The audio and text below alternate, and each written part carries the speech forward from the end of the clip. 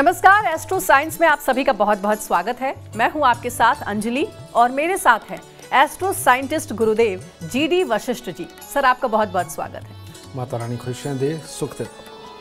अगर आपके घर में पारिवारिक शांति नहीं है, घर में लोगों के आपस में रिश्ते अच्छे नहीं हैं, पारिवारिक सदस्यों में हमेशा मतभेद होता है, लोग एक दूसरे से उखड़े उखड़े रहते हो, हर बात में विवाद होता हो और आप अपने घर में सुख शांति चाहते हैं, तो बने रहें हमारे साथ, क्योंकि आपके घरेलू कलेश का कारण और निवारण लेकर हमारे साथ हैं आपके अपने एस्ट्रो साइंटिस्ट गुरुदेव जीडी वशिष्ठ जी। गुरुदेव से जानेंगे घरेलू अशांति क्यों होती है और किस खास उपाय से घर में सुख शांति का वास होगा।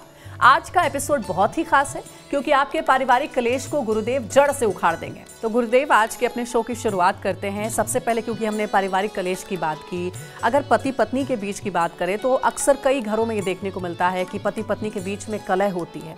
हम कई बार ऐसा सुनते भी हैं। कुछ पति पत्नी ऐसे भी होते हैं कि झगड़ा और कलह इतनी ज़्यादा बढ़ जाती है कि नौबत हाथापाई मारपीट तक आ जाती है। तो क्या पति पत्नी के बीच झगड़ा होने के पीछे किसी तरीके का गृह दोष भी होता है? क्या होता है ये गृह दोष और इसका निवारण क्या है? जन्म कुंडली का 7वां और 12वां घर, ये डायरेक्ट पति पत्नी के साथ संबंधित होता है। 12वां घर मियाँ बीवी के मिलन का होता है और 7वां मन से बंधन बांधने का होता है, जिसे हम शादी बोलते हैं। जी, ठीक है। जब इन घरों के अंदर कोई भी खराब ग्रह बैठने लगते हैं और वो जो बैठे हुए ग्रह है इस घरों के अंदर, वो जब अशुभ होते हैं तो मियाँ बीवी में कला होती है, लेकिन अलग नहीं होते। लड़ाई झगड़ा मार पिटाई ये सब कुछ होता है और बहुत बहुत दिन तक अपने ही घर में रहते हुए अलग अलग रहते हैं। तो ये जन्म कुंडली के 7वें और 12वें घर के कारण होता है। इसके अंदर अगर 7वें 12वें और तीसरे घर के अंदर खास तौर पे कोई अशुभ ग्रह बैठा हुआ हो तो मियाँ बीवी का लड़ाई झगड़े के बाद में तलाक भी होता है। ये चीज़ इसीलिए हमारे संस्कारों के अंदर जो हमें हमारे दादी नानी परनानी के पास से जो एक संस्कार मिले कि गृहिणियों को सुबह सुबह नहा धो करके मंदिर ज़रूर जाना चाहिए। अब वो मंदिर जाएंगी तो खाली हाथ तो जाएंगी नहीं, और कुछ ना कुछ फूल फल मिठाई, ना घर पे ही बनाई हुई कोई मिठाई, ये लेकर के जब वो मंदिर जाती हैं तो 12वें घर की अशुभता को ये खत्म करने में सबसे उपयोगी एनर्जी बनती है। ठीक है। सारा खेल एनर्जीज का है जी, ऑरा का है। तो हमें वो बदलना होता है अगर हमारा खराब हो। तो वो मंदिर जाने से 7वां घर और 12वां घर ये शुद्ध होता है। तो मीठा जो होता है किसी भी प्रकार का, चाहे वो मिश्री हो, पतासे हो, बर्फी हो, लड्डू हो, कुछ भी हो, उसके अंदर मंगल होता है और शादीशुदा ज़िंदगी के लिए मंगल को खास तौर पे देखा जाता है। और मंगल खराब हो तो घर में क्लेश के चांसेस बहुत ज़्यादा होते हैं। तो इसीलिए मंदिरों के अंदर जितनी चीज़ें चढ़ाई जाती है, आप देखिए कड़वी नहीं होती, सारी की सारी मीठी होती हैं। तो वो जब हम मीठी बना के चढ़ाते हैं तो उससे शादीशुदा ज़िंदगी के क्लेश खत्म। दूसरा मियाँ बीवी के बीच में लड़ाई का कारण जो सबसे बड़ा है, और वो क्या है, एक की बात दूसरे को समझ ना आए, एक की बात दूसरे को बुरी लगे, समझाने लगो तो इरिटेशन पैदा हो जाए और लड़ाई का रूप ले ले। ये किस लिए होता है? ये होता है अपने अंदर ऑक्सीजन की कमी के कारण। ऑक्सीजन की कमी के कारण याददाश्त की कमी, और याददाश्त की कमी के कारण सामने अपने जीवन साथी की रोज़मर्रा की बातों को भूल जाना कि इसको क्या अच्छा लगता है क्या बुरा लगता है, ये भूल करके हर वक्त वही बात करना जो तुम्हारी नेचर में है और जो कि सामने वाले को बुरी लगती है। तो ये दूसरा कारण होता है शादीशुदा ज़िंदगी के अंदर लड़ाई का। तो इसीलिए औरतों को ख़ास तौर पे एक हिदायत दी गई कि शादीशुदा ज़िंदगी में अगर दिक्कत है तो बृहस्पतिवार को कच्चा पीला सूत पीपल को लपेट करके वहाँ पर जल चढ़ाएं। कारण आप सबको पता है कि इस धरती पर ऑक्सीजन का अगर कोई 24 आवर का कोई स्रोत है तो वो पीपल का पेड़ है। तो ये ऑक्सीजन की कमी पीपल को कच्चा पीला सूत लपेटते लपेटते में 7 बार जब लपेटते हैं, औरत के अंदर जाती है, उसकी याददाश्त बढ़ती है, उसकी सहन शक्ति बढ़ती है और अपने ही घर वालों की ज़रूरतों को, बातों को समझने में उसको मदद मिलती है। ये साइंस है, ठीक है। और इतनी सी ये साइंस फॉलो करने से घर के अंदर कलेश होने बंद हो जाते हैं। जी, बहुत अच्छा और सरल उपाय गुरुदेव ने बताया है। एक और समस्या अमूमन कई घरों में देखने को मिलती है गुरुदेव कि पिता और बच्चे के बीच का संबंध अच्छा नहीं है, ठीक नहीं चल रहा है। कई बार तो बातचीत तक नहीं होती है पिता और बच्चे में। तो इसके लिए कौन सा गृह दोष जिम्मेवार है, इसका निवारण कैसे हो? जन्म कुंडली के अंदर पिता की कुंडली में पुत्र का जो स्थान होता है वो जन्म कुंडली का 5वां घर होता है, और पुत्र की कुंडली के अंदर जो पिता का स्थान होता है वो जन्म कुंडली का 5वां घर होता है, ठीक है। अगर पिता की कुंडली के अंदर जन्म कुंडली के 5वें घर के अंदर पापी ग्रह शनि, राहु, केतु को बोलते हैं, शुक्र को भी बोलते हैं, लेकिन यहाँ शनि, राहु, केतु आ रहे हैं। ये कोई भी ग्रह एक भी अगर इनमें से विराजमान है यहाँ पर, तो पिता की ही अपने पुत्र के साथ नहीं बनेगी। पिता हर वक्त अपने बच्चे को समझाने की फिराक में रहेगा, जिससे कि बच्चा दुखी होगा। और अगर बेटे की जन्म कुंडली के 5वें घर के अंदर शनि, राहु, केतु में से कोई एक या दो हों, तो बेटा ही ऐसा उदंडी होगा कि उसको अपने पिता का समझाया हुआ अच्छा ही नहीं लगेगा, और वो हमेशा अपने पिता के विचारों के खिलाफ ही जाएगा, और जो पिता समझाएंगे वो खास तौर पे नहीं करेगा। तो ये जो एक योग बनता है, आप देखिए कि जो भी बच्चे शराब पीते हैं, पब में जाते हैं, माँ बाप की नहीं सुनते, अपने दोस्तों के साथ मस्त रहते हैं, उनकी 2 ड्रेस बड़ी खास होती हैं। एक होती है काली और नीली, यानी कि नेवी ब्लू कलर और ब्लैक कलर, उनको बहुत पसंद होता है। और दूसरी ड्रेस होती है मल्टी कलर, यानी कि टी शर्ट या पैंट भी ऐसी कि जिसके अंदर कई कलर हो। ये जो कई कलर वाले हैं, जिनको ये कपड़े पसंद आते हैं, बेटा उनका केतु खराब 5वें घर के अंदर होता है। और जिसको ब्लैक कलर ज़्यादा पसंद है उसका शनि होता है, और जिसको ब्लू कलर ज़्यादा पसंद होता है उसका राहु 5वें घर में होता है। कितना आसान है जांचना। अब ऐसी अवस्था में जिस बच्चे का, मान लीजिए आपके घर में कोई ऐसा बच्चा है और जिसका स्वभाव नहीं मिल पाता माँ बाप से, या माँ बाप जो समझाते हैं वो उसको नहीं फॉलो करता है और हमेशा विचारों में तकरार रहती है, तो आपको जांचना क्या है। अगर वो मल्टी कलर पसंद करता है तो ऐसी अवस्था में 43 दिन लगातार 200 ग्राम चावल, 200 ग्राम देसी खांड दान दे दीजिए, आपका बच्चा सीधा हो जाएगा। और ख़ास तौर पे ऐसे बच्चे को अगर ज़ुकाम, डस्ट, एलर्जी भी रहता है तो फिर तो ये उपाय रामबाण की तरह काम करेगा, और माँ बाप के साथ विचार भी मिलने लगेंगे। सिर्फ 43 दिन ये चावल और देसी खांड दान देना है। अगर बच्चे को ब्लू कलर ज़्यादा पसंद है तो ऐसी अवस्था में क्या करना है, आपने अपने घर का जो मेन गेट है वो टूटा फूटा, जंग लगा हुआ ना हो, वहाँ पर पेंट वगैरह मुकम्मल सारा अच्छा होना चाहिए। और जो घर का मेन गेट है उसकी दहलीज के ऊपर चांदी की एक आधे इंच मोटे पतरा लगा दीजिए, ताकि आपका बच्चा जब घर में एंटर हो तो नेगेटिव ऊर्जा सारी बाहर ही रह जाए। चांदी में ये खासियत है कि नेगेटिव ऊर्जा, या आप ये कहें कि जो बुरी हवाएं हैं वो चांदी के आगे नहीं ठहरती। तो जैसे ही आपके घर की दहलीज में एंटर करेगा तो वो नेगेटिविटी बाहर छोड़ाएगा, ठीक है। और जब घर के अंदर रहेगा कूल रहेगा। और एक चांदी का ठोस हाथी बनाइए जो कम से कम 60 ग्राम का हो, जिसकी सूंड नीचे को हो, राइट पाँव आगे को हो, वो उसके सोने वाले कमरे में बेड के आसपास रख दीजिए। ये इसकी पॉजिटिव ऊर्जा को हमेशा बना करके रखने में उसकी मदद करेगा। तो ये ब्लू वाले भी हो गए। अब आगे ब्लैक वाले।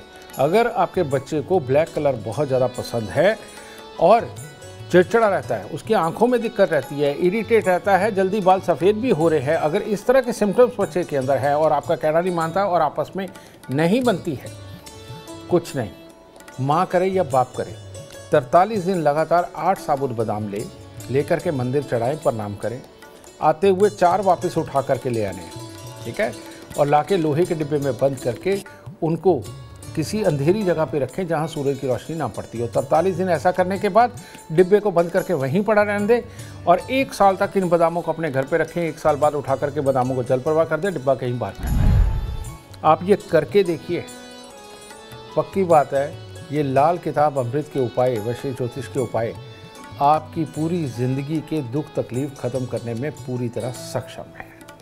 बहुत सरल उपाय बताए हैं गुरुदेव ने और अमूमन कई घरों में ये समस्या देखने को मिलती है। आप ये उपाय ज़रूर अपने घरों में अपनाएं और देखिए आपकी समस्या का निवारण ज़रूर होगा। आप देखते रहिए एस्ट्रो साइंस। हमारे एस्ट्रो साइंटिस्ट गुरुदेव GD वशिष्ठ जी आपको सरल उपाय आगे भी बताने वाले हैं जो आपके घर में हर तरह के कलह को जड़ से खत्म कर देगा। गुरुदेव ऐसा कहते हैं कि बच्चे की सबसे पहली गुरु या फिर दोस्त कह लें, वो उसकी माँ होती है। माँ और बच्चे का प्यार किसी गवाही का मोहताज नहीं है। लेकिन अगर बच्चे अपनी माँ की ना सुनते हो या हमेशा अपनी माँ से कटे कटे रहते हो, इसके पीछे का क्या कारण है और ऐसी माँओं को क्या उपाय करना चाहिए? यही बात है बेटा कि हम ये एक्सपेक्ट करते हैं कि एस्ट्रोलॉजी के पास हर जवाब है और हर सवाल जब मर्जी दागे और उसका जवाब सामने से आ जाएगा। इसके पीछे टेक्निकल रीज़न बहुत सारे हैं। टेक्निकल रीज़न क्या है? अगर माँ की जन्म कुंडली के अंदर चौथे घर के अंदर कोई बहुत ही खराब ग्रह बैठे हैं तो उसके घर में तो क्लेश रहना ही रहना है। और अगर बच्चे की जन्म कुंडली के अंदर चंद्रमा बहुत खराब अवस्था के अंदर है तो ऐसी अवस्था में भी माँ के दुखों का कोई ना कोई हिस्सा पैदा होता ही रहेगा। और बच्चे के लगन में या चौथे घर के अंदर कोई खराब ग्रह बैठे हैं तो माँ के साथ उसका कोई ना कोई टकराव वैमनस्य चलता ही रहेगा। अब ये दो चीज़ें हो गई। इसका मैं इलाज तो आपको दे रहा हूँ यहीं पे। खास तौर पे माँ के साथ में सारी ज़िंदगी बच्चे की बॉन्डिंग बहुत शानदार रहे और माँ और बच्चा दिल से एक रहे, चाहे वो लड़का हो चाहे वो लड़की हो। इसका उपाय तो आज मैं आपको देने वाला हूँ। लेकिन आपको ये मैं कहना चाहता हूँ कि सारी दुनिया को उनका भविष्य बता करके सही यकीन दिलाने का काम हमने किया है और इसके लिए मैंने अपना नफ़ा नुकसान बिल्कुल नहीं सोचा और मेरे को सिर्फ आप लोगों के दुख से मतलब था। इस वजह से आप सबके लिए मैंने क्या किया है, आप अभी के अभी एंड्रॉयड फ़ोन के अंदर प्ले स्टोर में जा कर के एस्ट्रो साइंस ऐप डाउनलोड करें और माँ की भी डेट ऑफ बर्थ टाइम डाल के और बच्चे की भी date of birth time birth place डाल के एक तो बच्चे की लक मीटर के अंदर राशि चेक कर ले और एक उसके अंदर सेक्शन है कुंडली के बहुत बुरे योग, उसके अंदर चेक करिए।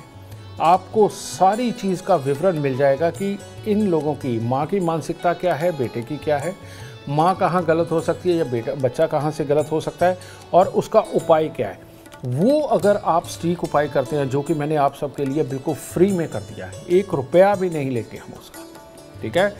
और ये सब आप लोगों का दुख मिटाने के लिए, घर घर से दुखों को मिटाने के लिए ये मैंने किया है काम जी। तो इसके अंदर जाकर के देखिए और देख के बहुत बुरे योगों का इलाज करिए, सुखी हो जाएंगे। और वैसे इसका जो जनरल इलाज है कि माँ बच्चा एक हो जाए और आपस में तकरार ख़त्म हो। पहले लोग सुबह नहा धो करके जल लेते थे, जल में थोड़ा सा दूध डालते थे, 4 दाने चीनी के डालते थे और जाकर के बड़ के पेड़ पे चढ़ाते थे और गीली मिट्टी का तिलक लगा के आया करते थे। सबसे उत्तम इलाज ये है। इसके अलावा अगर बड़ का पेड़ आपके घर पे नहीं, जैसे कि पहाड़ों पे नहीं मिलता, तो ऐसी अवस्था में आपने क्या करना है कि दूध में हलवा बनाना है, यानी कि सूजी भूननी है, घी के अंदर चीनी वैसे ही डालनी है। जब पानी डालने का वक्त आता है तब आपने उसके अंदर दूध डालना है और उसको पका लो। और हर मंगलवार को ये दूध के अंदर बना हुआ हलवा मंदिर चढ़ा करके गरीबों में बांटो। ये सबसे उत्तम इलाज है माँ और बच्चों के आपस में अच्छी बॉन्डिंग बनाने के लिए, रुपए पैसे प्रॉपर्टी के अंदर आने वाली बाधाओं को हटाने के लिए, अपने घर के अंदर बिल्कुल कूल माइंड होके हंसते खेलते आपस में परिवार को चलाने के लिए सबसे उत्तम उपाय है जो आपको ज़रूर करना चाहिए जी। और अब अगला सवाल जो है गुरुदेव, वो लगभग हर घर की समस्या है। वो सवाल ये है कि कहते हैं कि शादी के बाद बहू जो है वो अगर किसी के सबसे करीब होती है तो वो अपनी सास के करीब होती है, लेकिन सास बहू की जो नोक झोंक है वो अगर बढ़ जाती है तो पूरा घर का माहौल मानो बिगड़ जाता है। ऐसे कौन से ग्रह हैं जो सास और बहू की आपस में नहीं बनने देते हैं?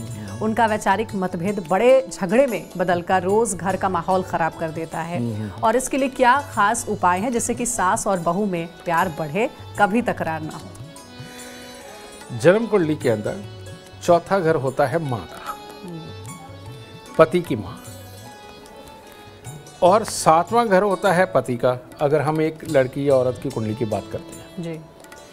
चौथे घर से पानी देखा जाता है और 7वें घर से मिट्टी देखी जाती है, खेती वाली, ठीक है। तो इन दोनों का मेल तो है ही नहीं। अगर लिमिटेड मात्रा में खेती के अंदर पानी जाए तो फसल पैदा होती है, घर में खुशहाली आती है ना। इसको आप ये कह सकते हैं कि अगर सास का इंटरफेरेंस थोड़ा कम रहे तो घर में खुशहाली ज़्यादा अच्छी रहती है, ठीक है। लेकिन अब बाढ़ वाली सिचुएशन देखिए कि बाढ़ आती है तो वो क्या करती है, जब बाढ़ आती है वो खेतों की मिट्टी को काट के बहुत बड़ा हिस्सा अपने साथ बहा करके ले जाती है, यानी कि इसे बोलते हैं चौथे और सातवें घर की लड़ाई, यानी चंद्र शुक्र आपस में मिलकर के नीच केतु बनाते हैं। ये एस्ट्रोलॉजिकल वे है इसको जानने का। तो ये पानी और मिट्टी की जो लड़ाई है यही सास और बहू की लड़ाई है जी, ठीक है। इसके अंदर हमें देखना क्या है, अब हो सकता है बहू गलत हो सकता है सास गलत हो, तो ये चीज़ है। तो ऐसी अवस्था के अंदर एक मीडिएशन के लिए कोई होना चाहिए जो इन दोनों को समझा सके कि कौन गलत है कौन सही है, और बात को ये अपने ऊपर लेकर के ठंडा कर सके। ऐसे ही एस्ट्रोलॉजी है। कहते हैं दो दुश्मन ग्रह अगर आपस में मिल रहे हैं तो बीच में एक ग्रह ऐसा बैठा दीजिए जो इसका भी मित्र हो इसका भी मित्र हो, तो ये लड़ाई बंद हो जाती है। ये बड़ा मुश्किल संयोग भी है गुरुदेव, हाँ, जो आप कह रहे हैं। नहीं, मैं इसका अभी बताऊंगा कि हमारे संस्कारों में इसे कैसे किया गया जी। हमारे संस्कारों के अंदर सबसे पहले लड़की को दहेज के अंदर चांदी देते थे ज़्यादा, ठीक है। अब लोग अमीर हो गए, सोना देना शुरू कर दिया। अब जितना ज़्यादा दहेज के अंदर सोना आता है तो वो चांदी तो आई नहीं जी, ठीक है। उसकी वजह से बृहस्पति देव आ गए, जिसके कारण गर्मी रहती है, और लड़की को घमंड रहता है कि मैं पैसा ज़्यादा लेके आई हूँ, मैं अमीर घर से आई हूँ। वो भी एक पंगा पड़ता है। एक ये, दूसरा, जो लड़की सिंदूर नहीं लगाती, माथे पे लाल रंग की बिंदी नहीं लगाती, और हाथ में वो जो चूड़ा पहनते हैं ये नहीं पहनती, बहुत जल्दी त्याग देती है, उसके घर में सास बहू की लड़ाई कंफर्म है, तय है, क्योंकि ये साइंस है। ये मंगल जब तक बहू धारण नहीं करके रखेगी तब तक बातों को सहने की शक्ति उसके अंदर डेवलप नहीं होगी, ठीक है। एक ये चीज़। चलिए, मॉडर्न ज़माना है, आप चूड़ा भी नहीं पहन सकते, सिंदूर भी नहीं लगा सकते, बिंदी भी नहीं लगा सकते, चलो मान लिया। एक काम कर लीजिए, एक चांदी की डिब्बी लीजिए, चांदी की डिब्बी में शहद भर लीजिए, और शहद भर के एल्फी वगैरह से उसको चिपका लीजिए ताकि वो शहद बाहर ना आए। जिस भी घर में सास बहू की लड़ाई होती है, अगर सास और बहू को ये दोनों को एक एक डिब्बी रखवा दी जाए, यानी कि मंगल इन दोनों के बीच में स्थापित कर दिया जाए, तो इनका मन अपने आप नरम होकर के एक दूसरे की बात को समझने लगेगा और कलेश खत्म हो जाएगा।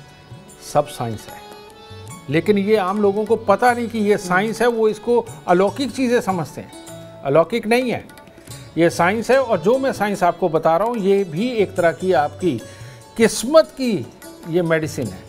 खा के देखिए, सास बहू के कलेश खत्म हो जाएंगे। देखिए, गुरुदेव ने आपकी सबसे बड़ी समस्या का निवारण बता दिया है। बहुत ही सरल उपाय है, ज़रूर अपने अपने घरों में इसे इस्तेमाल करें। दादा दादी या फिर नाना नानी अपने पोते पोतियों से बहुत करीब होते हैं।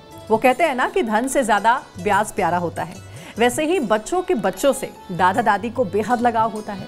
लेकिन बच्चे अगर अपने दादा दादी की इज्जत नहीं करते या उनके साथ रहना पसंद नहीं करते, तो इसके पीछे कारण और निवारण क्या है, गुरुदेव से हम जानेंगे। दादा दादी यानी बीच में दो पीढ़ी तक का फर्क है, माता पिता और उसके बाद दादा दादी। ये किन बच्चों की अपने दादा दादी के साथ नहीं बनती, मैं वो बताने जा रहा हूँ। ये साइंस है। ये भी जिन बच्चों की इम्यूनिटी कमज़ोर होती है, बहुत जल्दी उनको ज़ुकाम, डस्ट एलर्जी, खांसी ये लग जाती है ना। इन लोगों का बृहस्पति खराब होता है। या जिनके घरों के अंदर सांस, टीबी या पैरालाइज का बीज है, कहने का मतलब खानदान के अंदर किसी को रहा है, इन लोगों के भी दादा दादी के साथ बनने में दिक्कत आती है। इसके पीछे का रीज़न होता है बृहस्पति और राहु, ठीक है। राहु है धुआं, बृहस्पति है प्योर ऑक्सीजन। जब हमारे शरीर के अंदर पूरी तरह से ऑक्सीजन ना जाने की एक प्रक्रिया बन जाती है, जो कि इंटरनल कमी की वजह से होता है, उसकी वजह से हमारी इम्यूनिटी डाउन होती है, ठीक है। और बच्चे की याददाश्त कमज़ोर होती है, और बच्चा जो कोई उनको लंबा समझाना, लेक्चर्स देने वाली पोजीशन में आए, बच्चे के अंदर ईगो आ जाती है कि मैं इसकी बात क्यों सुनूं। क्योंकि ये इन बच्चों के अंदर ये प्रॉब्लम आती है और इन लोगों को अपना दादा दादी का कास्ट सबसे बुरा होता है। ऐसे बच्चे जो प्रत्यक्ष माहौल सामने होता है सिर्फ उसी में जीना चाहते हैं, और यही वो लोग हैं जो पुराने संस्कारों को दकियानूसी, ढकोसला ये सब कुछ बोलते हैं, क्योंकि उनको आज की ज़िंदगी नज़र आ रही है, पीछे क्यों कैसे करके ये सारे संस्कार बनाए गए उनको इससे मतलब नहीं होता। तो इसीलिए ये बच्चे पूजा पाठ को भी कम मानते हैं या दिखावे के लिए कर लेंगे, लेकिन अंदर दिल से ये दादा दादी की बात नहीं मानेंगे। तो ये एक दिक्कत होती है। इसके बाद अब ये तो कमी है, सही मायने में बच्चे में कमी है, और उसका जुकाम, डस्ट एलर्जी बार बार होना ये आपको बता ही रहा है कि इसकी इंटरनल मशीनरी में दिक्कत है। तो इसका इलाज क्या है? इस चीज़ को अगर आप ठीक करना चाहते हैं तो कच्ची हल्दी मिलती है। कच्ची हल्दी 20 ग्राम लेकर के उसको आप पीसिए, पीस करके उसका आप रस निकाल लें कपड़े के साथ में कटोरी के अंदर, और जितना रस निकले उसके अंदर थोड़ा सा शहद मिक्स करके सोमवार और बृहस्पतिवार को अगर वो कच्ची हल्दी का रस बच्चे को पिलाया जाता है शहद के साथ मिक्स करके, तो उसके अंदर की ये जो मशीनरी बृहस्पति यानी कि ऑक्सीजन लेकर के अपने शरीर को बिल्कुल स्वस्थ बनाना और यादाश्त को तंदुरुस्त करना और धैर्य देना, ये जो कमी आ रही है ये कच्ची हल्दी उसको ख़त्म करेगी। और हर रोज़ केसर का तिलक बच्चे के नाभि ज़ुबान माथे पर लगाना इन समस्याओं को दूर करके दादा दादी के साथ बच्चों का सौहार्द बढ़ा करके दादा दादी से पिछली लाइफ का एक्सपीरियंस लेकर के ये बच्चे शायद दूसरे बच्चों से बहुत ज़्यादा अच्छे वाली ग्रोथ के ऊपर चले जाएंगे इतने से उपाय के साथ। यानी कि समस्या का निवारण तो गुरुदेव बता ही रहे हैं, इम्यूनिटी को कैसे आप स्ट्रांग कर सकते हैं, अगर किसी की इम्यूनिटी वीक है तो उसका उपाय भी उन्होंने बता दिया। गुरुदेव, घर में रहने वाले करीबी रिश्तों की तो हमने बात की, कई समस्याओं का निवारण भी आपने बताया, लेकिन गुरुदेव अब ये बताएं कि कुछ ऐसे रिश्तेदार भी होते हैं जिनसे हमारी बिल्कुल भी नहीं बनती, या अगर वो घर आ जाएं तो हमारा मन खराब हो जाता है, हम मन से उनका स्वागत भी नहीं कर पाते हैं। अगर ऐसा हो तो इसके पीछे कौन सा ग्रह दोष जिम्मेवार है, और रिश्तेदारों से प्यार और सम्मान मिले इसके लिए क्या उपाय करना चाहिए? बेटा अब तुमने तो रिश्तेदार बोल दिया, लेकिन रिश्तेदार इतने सारे होते हैं जो 9 ग्रहों में बटे होते हैं और 12 घरों में बटे हुए होते हैं। जैसे पहला घर नाना का होता है, दूसरा घर ससुर का होता है, तीसरा घर छोटे भाई बहन का होता है, चौथा घर माँ और मामा परिवार का होता है, पांचवा घर पिता और पिता के सगों का होता है, छठा घर फिर अगेन मामा का होता है या बहन का होता है। तो इस तरह से अलग अलग। मैं इसके अंदर आपको जो बहुत ही ज़्यादा किस्मत कनेक्शन रखता है मैं उस घर के बारे में बताता हूँ। अगर जन्म कुंडली के चौथे घर के अंदर ग्रह खराब बैठा हुआ है तो मामा के साथ तकरार होती है लेकिन मिलना रहता है। मामा के साथ तकरार होती है लेकिन उसके साथ मिलनसारी रहती है, और समय समय पे बुरे वक्त में थोड़ा बहुत काम भी आते हैं। ठीक है, तो ये चौथे घर की अशुभता को दूर करने के लिए हमें करना क्या है कि जब भी कभी चलते पानी के किनारे जाए तो थोड़ी सी चने की दाल बहा दीजिए बहते पानी के अंदर, इससे ये बुरापन निकलेगा। फिर जो रिश्ता ही खत्म होता है, जिनको देखते ही चिड़न आती है और मामा को भी आए और भांजे को भी आए और दोनों एक दूसरे के ऊपर ब्लेम गेम करते हों और देखते ही सड़ जाते हों, इवन शादी पे भी मिले तो तब भी एक दूसरे की तरफ तलक निगाहों से देखते हों, ऐसे में जन्म कुंडली का छठा घर ये जिम्मेवार होता है। ये मामा का प्योर घर है। ठीक है, ऐसी अवस्था के अंदर बेटा अगर ऐसा इंसान बंदरों को गुड़ गेहूं खिलाता रहे और नीले रंग के फूल ये माँ सरस्वती को समय समय पे अर्पण करता रहे तो उसके अपने मामा परिवार के साथ में ये प्रॉब्लम खत्म हो जाएगी, और फिर मामा को भांजे को देख के और भांजे को मामा को देख करके चिड़न कभी नहीं आएगी। अपने रिश्तों को मजबूत करें, अपने रिश्तों को मजबूत करें। इतने छोटे से उपायों के साथ लड़ने में क्या रखा है बेटा। बिल्कुल सही बात है, छोटी सी जिंदगी है और ऐसे में सबके साथ मिलजुल कर खुश रहना चाहिए, खुद भी खुश रहिए और दूसरों को भी खुश रहिए। गुरुदेव अब जरा आप इसके उपाय बताइए कि घर में अगर शांति हमें रखना हो, सुख समृद्धि का वास हो, इसके लिए दर्शकों को कोई एक वास्तु उपाय बताएं। जन्म कुंडली का जो दूसरा घर होता है ये धन के लिए होता है, लिक्विडिटी के लिए, अपने कुनबे के लिए, ससुराल के लिए और हमारी वाणी के लिए जन्म कुंडली का दूसरा घर देखा जाता है। लेकिन जो मैं बताने जा रहा हूँ, हो सकता है आपके घर पे आने वाले कोई भी वास्तुकार वो इस बात को ना माने, लेकिन जो अभी मैं बताने लगा हूँ उससे प्रैक्टिकल आप स्वयं करके देखें और देखें कि उसका रिजल्ट आता है या नहीं। जन्म कुंडली का दूसरा घर यानी कि उत्तर पश्चिम, नॉर्थ वेस्ट, इसके अंदर अगर टॉयलेट हो, कबाड़ हो या ऐसी कोई अलमारी रखी हुई है जिसमें कबाड़ भर के रखा हुआ है, वॉशिंग मशीन हो, ठीक है, नहाने धोने का स्थान हो और वहाँ पर जंग लगा हुआ कोई चीज़ें पड़ी हुई हैं, या आपके नौकर ही उस दिशा के अंदर रहते हैं, तो आपके घर में बीमारी भी होगी, क्लेश भी होगा, पैसा आएगा लेकिन जाएगा कहाँ आपको पता भी नहीं चलेगा। आने में दिक्कत नहीं, वो आपके ग्रहों के से आ रहा है लेकिन टिकेगा नहीं। इसीलिए यहाँ पर कबाड़, टॉयलेट, बाथरूम, कबाड़ की अलमारी या नौकरों के रहने का स्थान ना हो, जो सफाई कर्मचारी, ठीक है। अगर ये आप यहाँ से नॉर्थ वेस्ट से शिफ्ट करते हैं तो आपको बहुत बड़े लाभ होने वाले हैं। दूसरे घर के अंदर राहु खराब होता है, इसका मैंने इलाज बताया। दूसरे घर के अंदर सूर्य भी खराब होता है। दूसरे घर के अंदर सूर्य हो तो कहते जर जोरू ज़मीन का झगड़ा पड़ेगा ही पड़ेगा और पैसे फंसेंगे, प्रॉपर्टी फंसेगी, ये होगा। तो इसका मतलब क्या, आपके घर के नॉर्थ वेस्ट के अंदर किचन है।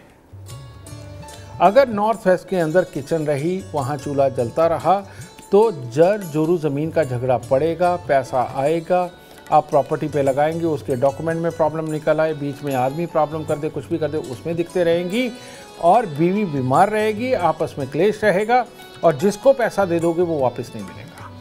तो इसीलिए नॉर्थ वेस्ट के अंदर ना किचन, ना टॉयलेट, ना बाथरूम, ना कबाड़ वाली अलमारी, ये बिल्कुल नहीं होनी चाहिए। इसको हटा के देखिए, आपके मैक्सिमम दुख यहीं से खत्म होने शुरू हो। घर में हमेशा सुख शांति का वास हो और परिवार में एकता बनी रहे, गुरुदेव इसके लिए क्या कोई खास उपाय है या फिर कोई खास वस्तु जो कि घर में रखी जाए? ये एक बार में ही एक ही उपाय देकर के इस चीज़ को ठीक कर दिया जाए, ऐसा हो ही नहीं सकता। रोज़ हमारे टीवी चैनल पे अलग अलग ज्योतिष शास्त्री इस तरह के रोज़ उपाय देते हैं, लेकिन आप सबने भी आजमा के देखा होगा ये संभव है ही नहीं। लेकिन एक बात सत्य है कि जिस घर के अंदर पापी ग्रहों को सदा खुश रखा जाता है, किसको पापी ग्रह कौन से? शुक्र, शनि, राहु, केतु, ये धन देने वाले ग्रह हैं। शुभ ग्रह जो है धन नहीं देते, अशुभ ग्रह ही धन देते हैं। अगर हम इनके जानवरों को खुश रखें तो हमें ये अकल ज़रूर आ जाएगी कि किस बात पे लड़ना है, किस बात पे नहीं लड़ना, क्योंकि लड़ना भी ज़रूरी होता है। कई बार हक की बात होती है, कई बार सामने से गलत हो रहा होता है, उसका जवाब देना भी ज़रूरी होता है, ठीक है, उससे नहीं बचना, लेकिन बेमतलब की बातों से बचना ज़रूरी है, जिसके कारण घर में सुख शांति बनी रहे। तो आज आप सबको, आपके घर में रुपया पैसा आए, आपके बच्चे तरक्की करें, आपके आइडियाज़ सक्सेस हों, मियाँ बीवी का रिश्ता परफेक्ट रहे और घर के अंदर किसी चीज़ की कमी ना हो, उसका मैं उपाय देने जा रहा हूँ। और वो उपाय क्या है? वही हमारे दादी नानी के समय का उपाय। वो क्या? वो खाने से पहले 3 ग्रास निकालते थे, एक गाय का, एक कुत्ते का, एक कौवे का। तो ऐसे में आज के ज़माने में आपके बच्चे नहीं मान रहे, कोई बात नहीं, लेकिन घर की गृहिणी को क्या चाहिए? आज जब घर का खाना बनने लगा है सुबह के वक्त में, वो जो पहली रोटी तवे के ऊपर डाली है ना, उसको पका के उसको अलग रख दें और सबको खाना पीना खिलाए, सबको ऑफिस भेजे, स्कूल भेजे, और उसके बाद वो एक रोटी को आधी तोड़ के गाय को दे दे, आधी कुत्ते को डाल दे और आधी छोटा छोटा चूरा करके कौवों के लिए डाल दे। जो गृहिणी ये वाला उपाय रोज नहीं भूलेगी, आप इसी 1 साल के अंदर देखिएगा, घर के अंदर पति के सुख को वाच करके देखिए, बच्चों के सुख को वाच करके देखिए, पैसे के सुख को वाच करके देखिए, और जो लोग तुम्हारे को पहले साथ नहीं देते थे और तुम्हारी बात को अहमियत नहीं देते थे, किस तरह से वो चल चल के आपको आकर के अहमियत देने लग जाएंगे। ये आप करके देखिए। ये लाल किताब का अमृतमयी इलाज है और ये करने से आज की डेट में लाखों करोड़ों घर सुखी हो चुके हैं और आपको जल्दी सुखी हो जाना चाहिए ये उपाय करके। तो गुरुदेव के उपाय आप आजमा कर देखें, देखना कैसे घर से आपके कलह, कष्ट और परेशानियां कोसों दूर भाग जाएंगी। उम्मीद करते हैं आपको आज का विषय पसंद आया होगा। कल आपके सामने लेकर आएंगे एक और विषय जो आपकी कॉम्प्लिकेटेड लाइफ को बना देगा आसान और खुशियों से भरपूर। अगर आप हमारे गुरुदेव से मिलना चाहते हैं या पर्सनली बात करना चाहते हैं तो हमें आप कॉल करें 9999990522 पर। फिलहाल समय हो गया है आपसे इजाजत लेने का। आप बने रहे हमारे साथ और हमारे एस्ट्रो साइंटिस्ट गुरुदेव GD वशिष्ठ जी के साथ। देखना ना भूले एस्ट्रो साइंस रोजाना सुबह 8 बजे। नमस्कार।